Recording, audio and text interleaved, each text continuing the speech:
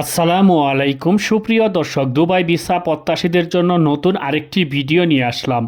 আপনারা অনেকেই জানতে চান যে দুবাই ফ্রি ভিসায় আসলে কি ভালো হবে কি না, ট্যুরিস্ট ভিসা বা ভিজিট ভিসায় গিয়ে কি কাজ করার সুযোগ আছে কি না, ভিজিট ভিসা থেকে কাজের ভিসায় ট্রান্সফার করা যাবে কি না। অতএব আমি ভিজিট ভিসা নিয়ে দুবাইতে আসি, এখন কাজের ভিসা করা যাবে কি না, এবং ট্যুরিস্ট ভিসায় দুবাই যেতে কি কি ডকুমেন্ট লাগবে, কোন কোন ভিসাগুলো আছে ইত্যাদি বিষয়াদি নিয়েই সাজানো আজকের এই ভিডিওটি। তাই ভিডিওটি অনেক গুরুত্বপূর্ণ হতে চলেছে, তাই ভিডিওটি না টেনে সম্পূর্ণ দেখতে থাকুন। নিত্য নতুন এমন ভিডিওর আপডেট পেতে মিস্টেক পয়েন্ট ইউটিউব চ্যানেলটি সাবস্ক্রাইব করে পাশে থাকার বেল আইকনটি অন করে রাখুন, সবার আগে আপডেট নোটিফিকেশন পেয়ে যাবেন। অলরেডি সাবস্ক্রাইব করে থাকলে আপনাকে অসংখ্য ধন্যবাদ। তো চলুন শুরু করি আজকের ভিডিও। প্রথমেই আমরা জেনে নেই কাজের ভিসা বা ভিজিট ভিসা চালু আছে কিনা। ভিজিট ভিসা কি সেটা আগে জানতে হবে। ভিজিট ভিসায় কিন্তু মূলত ভিজিট ভিসায় এসে কাজে যে সুযোগটা, সেই সুযোগটা কিন্তু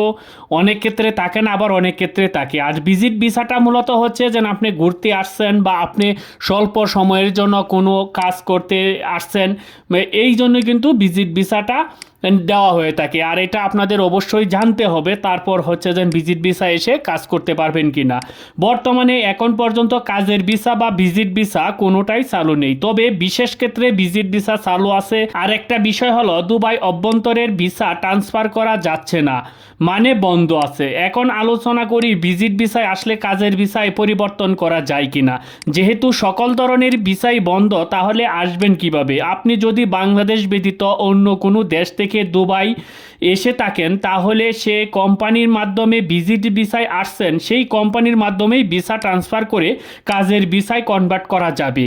আপনি এভাবে ভিজিট ভিসায় এসে কাজের ভিসা করতে পারবেন। যখন বাংলাদেশ থেকে দুবাই ভিজিট ভিসা করবে, তখন ভিজিট ভিসায় এসেও এ কাজ করতে পারবেন। একটা বিষয় লক্ষ্য রাখবেন, ভিজিট ভিসায় দুবাই এসে নিজে নিজে কাজের ভিসা প্রসেসিং করা বুকামি ছাড়া অন্য কিছু না। যে সব দেশ থেকে আর দুবাইয়ের ভিসা চালু আছে, আপনি যদি সেই সব দেশে অবস্থান করে থাকেন, সেখান থেকেই কিন্তু আপনি ভিজিট ভিসায় দুবাই ভ্রমণ করতে পারবেন। আর একটা বিষয় হচ্ছে দুবাই ভিজিট ভিসার জন্য আপনার কি কি ডকুমেন্ট লাগবে। প্রথমত আপনার পাসপোর্ট লাগবে বৈধ, যার মেয়াদ থাকতে হবে 6 মাস। সাম্প্রতিক সময় তোলা সাদা ব্যাকগ্রাউন্ড যুক্ত পাসপোর্ট সাইজের ছবি লাগবে। আর লাগবে যাওয়া আসা সহ ফ্লাইট টিকেট লাগবে। হোটেল বুকিংয়ের কনফার্মেশন অথবা আমন্ত্রণপত্র, যেটা আমি বললাম যে বিশেষ যে ভিসাটা, সেটা কিন্তু মূলত আমন্ত্রণপত্রের মাধ্যমে কিন্তু সেটা চালু আছে। আর ব্যাংক স্টেটমেন্ট লাগবে ভ্রমণ করার সক্ষমতা প্রমাণের জন্য। আর ভোটার আইডি কার্ড অথবা জন্ম নিবন্ধন, যদি ভোটার আইডি কার্ড না থাকে তাহলে জন্ম নিবন্ধন থাকতে হবে। আর সেটা পাসপোর্টের সাথে অবশ্যই নাম টাম সব মিল রাখতে হবে। বা এছাড়াও অতিরিক্ত কিছু কাগজপত্র, যেটা হচ্ছে যে এনওসি, যদি আপনি কোনো কোম্পানিতে জব করেন তাহলে সেই কোম্পানির আইডি কার্ড এবং কোম্পানি থেকে যেটা হচ্ছে এনওসি নিয়ে আসতে হবে।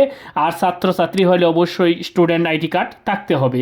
এইগুলোই মূলত আপনার এই ডকুমেন্টগুলো আপনার লাগবে। আসুন এখন আলোচনা করি দুবাইতে ফ্রি ভিসায় আসলে ভালো হবে নাকি। এরকম প্রশ্ন অনেকের মনে জাগে, যে আসলে প্রথমেই জানতে হবে যে ফ্রি ভিসা কি। ফ্রি ভিসা বা আজাদি ভিসা এটাকে বলা হয়, সেই ভিসাগুলো কি। ফ্রি ভিসা বলতে কোনো ভিসা হয় না, ফ্রি ভিসা মানেই হচ্ছে অবৈধ। অবৈধ কীরকম সেটা আপনাদেরকে বলছি। যেন ফ্রি ভিসা, যেন বাংলাদেশ থেকে আসার জন্য ফ্রি ভিসা করেন, সেটা আসলে কোনো ভিসাই হয় না। ফ্রি ভিসা বলতে কোনো ভিসা নাই। আর ফ্রি ভিসা বাংলাদেশিরা বলে, আর ইন্ডিয়ান এবং ভারতীয় পাকিস্তানিরা এরা কিন্তু আজাদি ভিসা বলে।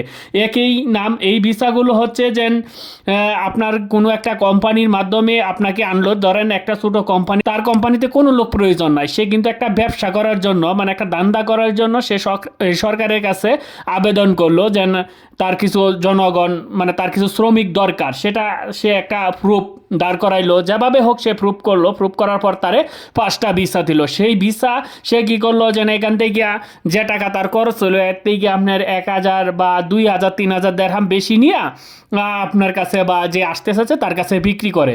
সেটাকে তখন তার কাছে আসার পর তার তো কোম্পানিতে লুক লাগে না, তখন সে কি করে তাকে একটা এনওসি দিয়ে দেয়, মানে আপনি যে কোনো জায়গায় কাজ করতে পারবেন, সে একটা পারমিশন দিয়ে দেয়।